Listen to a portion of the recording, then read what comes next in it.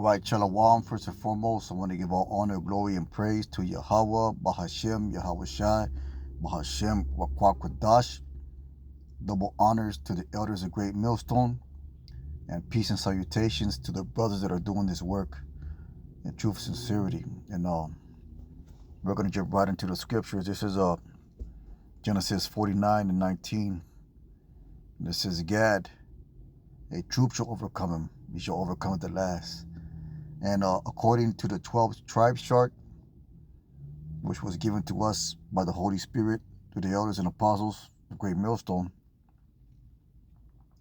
GAD is the so-called North American Indians. And they are mentioned in the Bible. They are part of the 10 tribes. They are Israelites.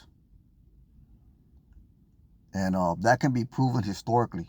There's a lot of historical books that basically tell you that they are the tribes. They are of the tribes.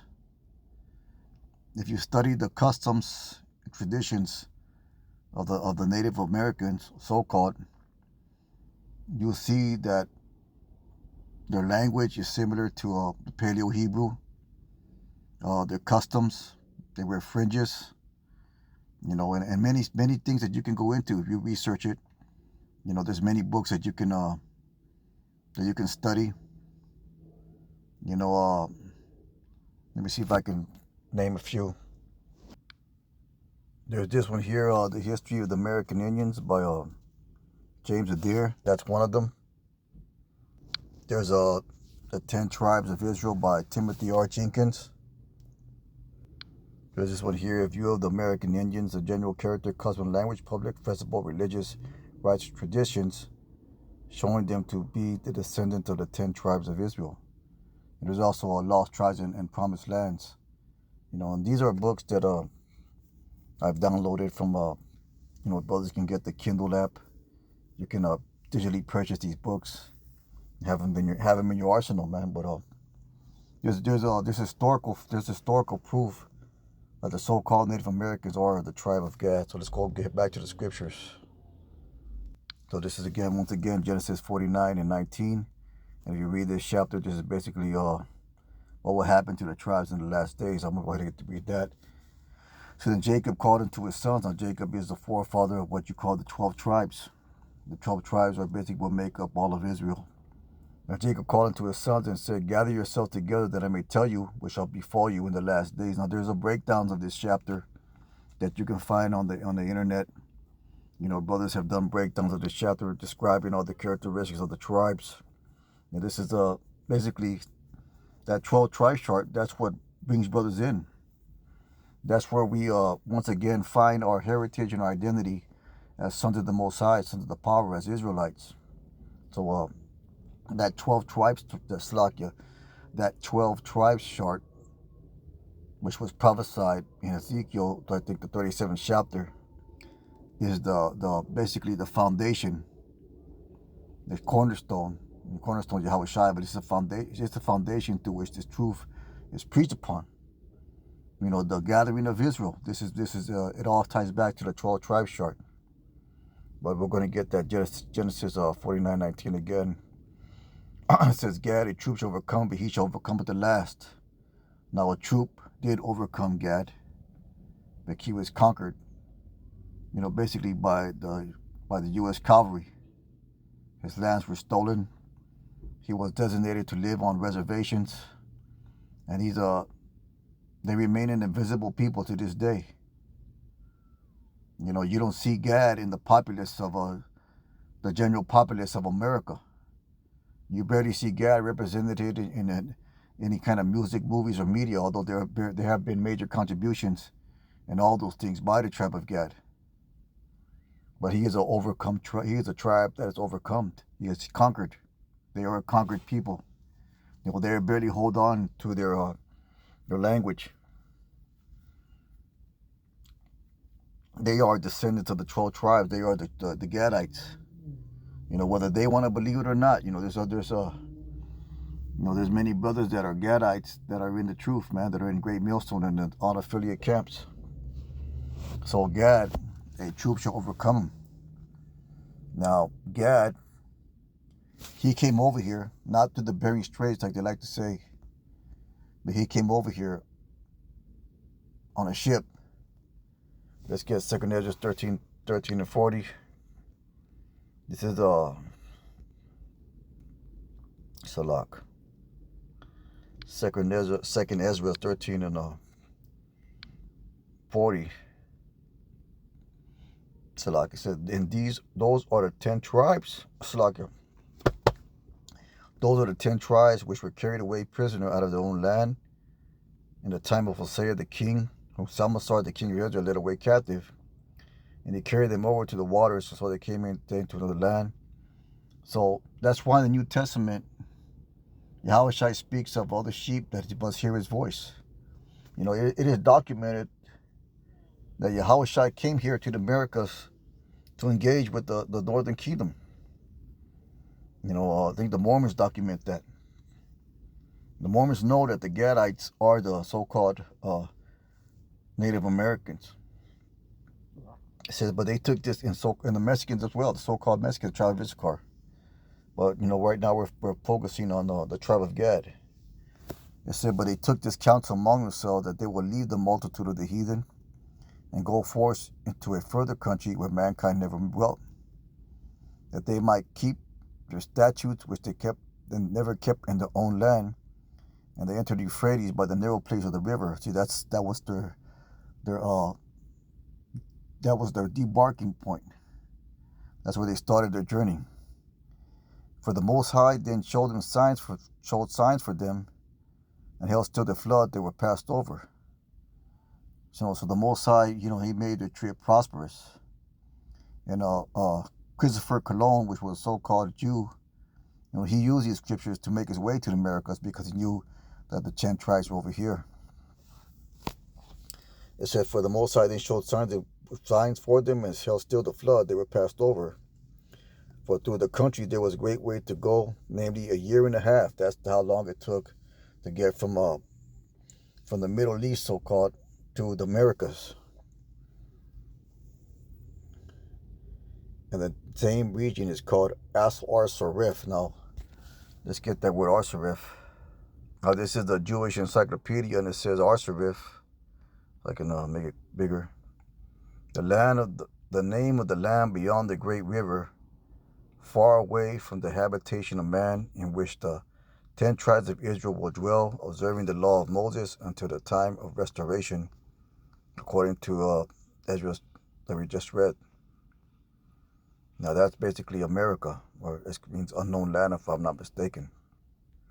Now when they first came here, they were practicing the law, statutes, and commandments because they still held on to those fringes on their garments, and they're refraining from eating pork, and they still speak the Paleo Hebrew. Now you look at those books that we just mentioned earlier. You know, there's certain areas in it where it speaks about, it shows the similarities between the language of the Native Americans and Paleo Hebrew. But ultimately, they would discontinue from their heritage because that was the Most High's will for them to do so. And they started worshiping animals, spirits, and so on and so forth. Just like the so-called Mexicans. You know, they if you look at the history of the Aztecs and the Mayans, you see that they held on to what they call the Mosaic Law. Ultimately, the Lord made it so that they started worshiping idols, because it was prophesied, Jeremiah 17:4, that they were going to discontinue from their heritage, Jeremiah 17:4, and also from their land where they came from, and their cultures and customs as well. It says in Jeremiah 17:4, and thou even thyself shalt discontinue from thy heritage that I gave thee, and I will cause thee to serve thine enemies in the land which thou knowest not. If you have kindled a fire, my name which shall burn forever. So this is they were prophesied to forget who they were, because they were here to serve in captivity along with Judah, the southern kingdom, Judah, Benjamin, and Levi, here in America, here in the land of bitterness, here in the modern day Sodom and Gomorrah, here in the modern day Egypt, the place of bondage. You know, they were oppressed together, as the scripture says. So the Lord had to make them forget their heritage. Even the so-called Southern Kingdom, when they came over here, most likely they still retained who they were as Israelites, but like I said, the curses, the Most High made it so that they forgot their heritage and they started worshiping, different things. Ultimately, they started worshiping white Jesus, which they still do to this day.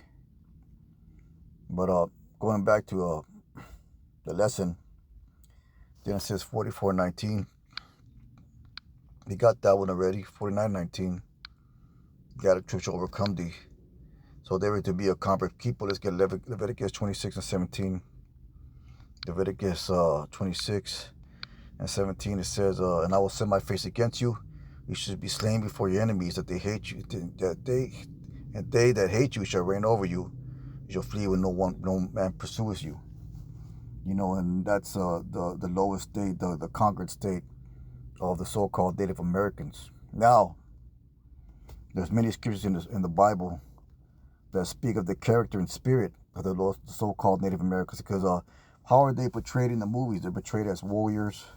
They're portrayed as skilled with a bow with arrow. They're portrayed as hunters. They're portrayed as a warlike people, and because they were part of the warrior tribes in the ancient days. This gets First Chronicles, and this First Chronicles will show you. First Chronicles 12:8, and it says, "And the Gadites, they separated themselves to David, so they were loyal to David, man, their king, to the hand of into the hold to the wilderness of men of might and men of war fit for battle, that could handle shield and buckler, whose faces were like the faces of lions, and were as swift as the roads upon the mountains." Now, it says they were fit for the battle. That means they had high levels of endurance, because to fight battles, you got to have a high level of endurance. In the military, they don't train you to be necessarily strong. They train you to have high levels of endurance, because that's what's needed to fight a war. You got to be able to outlast the next man, to outfight the next man, and that takes physical stamina and endurance, man.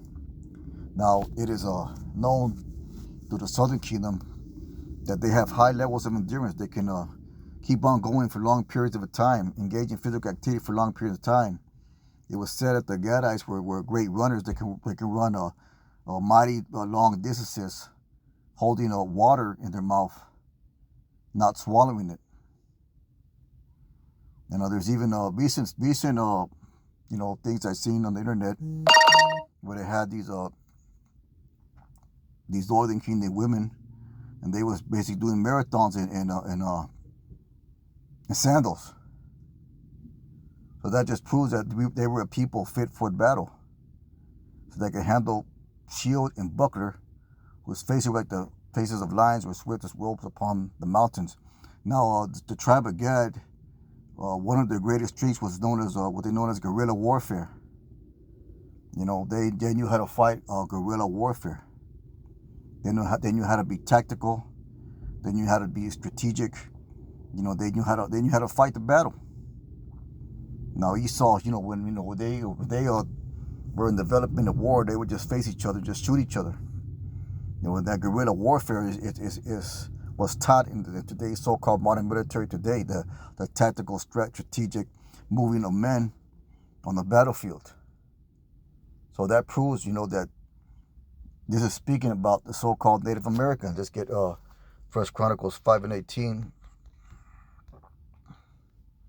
This First Chronicles 5:18 says, "The sons of Reuben and the Gadites, and half the tribe of Manasseh." Now, these are all what you call Northern Kingdom, or the so-called Latino and Indian tribes or people. It says, "The sons of Reuben and the Gadites and half the tribe of Manasseh are valiant men able to bear buckler and sword, and to shoot with bow, and skillful in war." See, skillful in war, fit for battle, like you mentioned. The tactics, the strategies of guerrilla warfare were 44,703 score that went out to war. So see that these these scriptures prove, man, they prove that the Gadites all the Native Americans. And like I said, there's many documents, historical documents that you can read, many books that you can get that prove these theories, man. You know, people have, you know, so-called white men have studied the Native Americans, and they have proclaimed that they are descendants of the 10 tribes of Israel. They are the lost tribes of Israel. It's all there in black and white, man. You know, like the elder Malcolm says, we have the receipts, you know, and brothers have done many lessons, you know, speaking of this, man. And most I wouldn't. I'll get into those lessons as well, you know, bringing out those historical documents. And with that being said, just another quick lesson here at the plantation. Most I will, hope was edifying. With that, we give our honor, glory, and praise to Yahweh Ba'Shem Yahushai. Call halal Yahweh Ba'Shem Yahushai. Let's keep on pushing. Shalom.